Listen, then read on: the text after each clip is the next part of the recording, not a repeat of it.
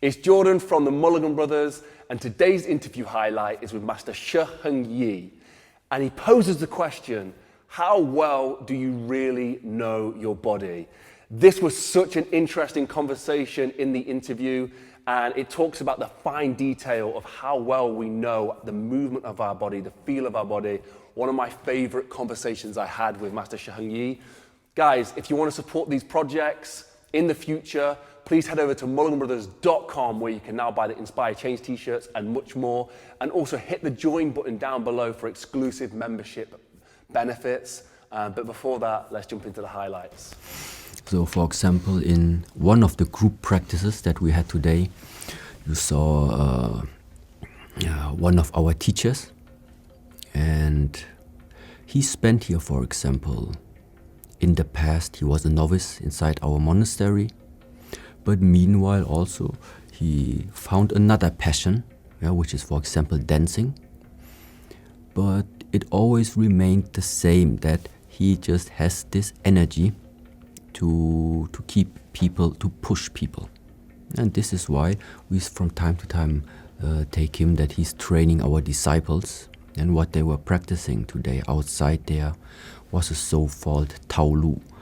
Taolu meaning it is a form like a choreography. So every movement is already precisely, let's say, determined what movement is going to come after the next.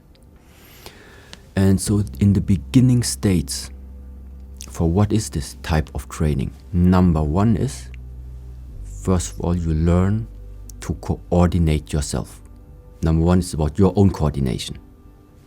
Afterwards, it's also about, because you make it in a group, it doesn't matter how fast you are, doesn't matter how slow you are, find a pace that the group is on one level. Yeah. When it is a group form, it's not about you only. It is about, on the one side, you have to coordinate yourself, but in harmony with the rest. So that's meaning your eyes on the one side, they need to be open to see where are the others, what are the others doing.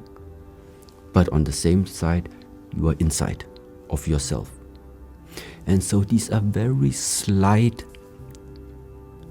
and fine things that you would maybe normally not even mention. But when this type of things are happening on a regular basis, day in, day out, every week, every month, through a whole year, it becomes natural that no matter where you are sitting, no matter where you're walking, you know what's going on around you. You know if people are watching you. Even if they're behind there, it doesn't matter, because you have this natural thing developed, that always there is something also paying attention to the outside. It's not just about you. It's about this and this. Now, this is the one aspect where I would say it is taking an effect on the way how you are creating and building up your mind. So, the next part is that through these group trainings, we want repetition. Repetition is really key to mastering or to be able to make any movement. Doesn't matter. Dancing movement, fighting movement. What's important for all of this is the repetition. Because this repetition is going to be responsible that you or your body is going to build up what we nowadays know as the muscle memory. It is the repetition that builds up muscle memory. And now, when we are already talking about the memorizing of something, this is now where another art comes maybe into play, which you saw from the second master, Shifu Heng Xuan, who was performing the Tai Chi Chuan practice outside. And all these slow movements, like I said, if you cannot do it slow, you will not be able to do it fast. And this is the approach that in another system now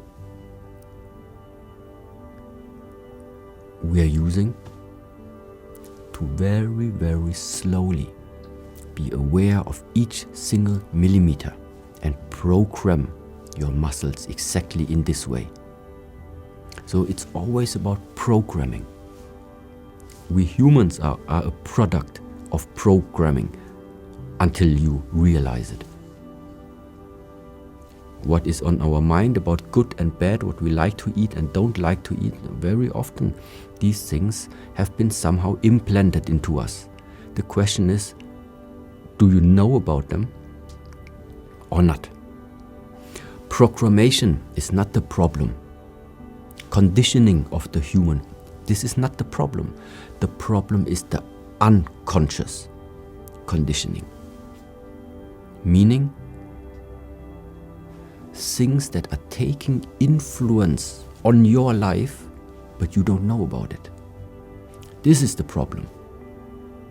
The unconscious things. Yeah? Because if it's about taking this lifetime into your hands, you need to know what is it that you're seeding. You need to know consciously what are you putting into yourself. Yeah? And therefore, these type of practices, this is one way where very, very slowly you are taking your time and program yourself consciously. Yeah? Consciously that it is not a coincidence how something flows and how and why something comes out like this. It is by conscious choice.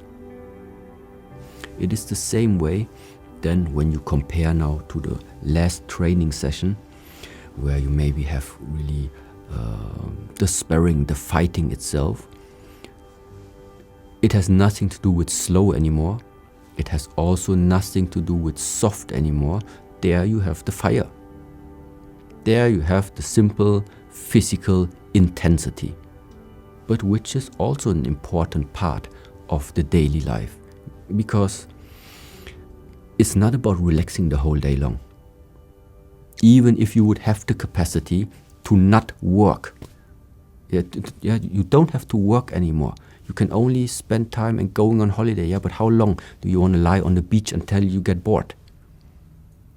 Definitely, I would not be the person to do this. Yeah, so even if I would have this freedom, but no, it's unnatural. Because we humans, as long as we live, I think balance is key. Yes, relaxing is really nice. After you have done something. Being soft, being gentle is really nice. After you have sometimes called up the fire and really exhaust yourself a little bit, meaning become physical.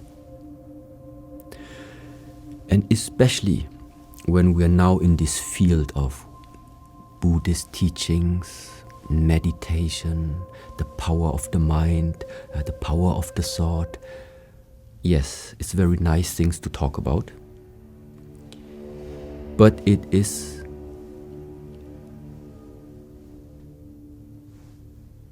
as much, it is also important that don't forget the physicality next to all of this philosophy. We need both. We need the strength, we need the protection, we need the health, we need the vitality, we need this physicality.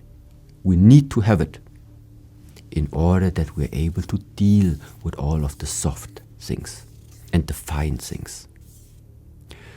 And this also means that especially for our monastery or for the Shaolin temples in general, this is why the practice of the martial arts is still such an important aspect. Why the Shaolin Temple is different from other approaches. Because if you want to get to the finer levels, if you want to get to the non-physical levels, I think you need to deal with the physical.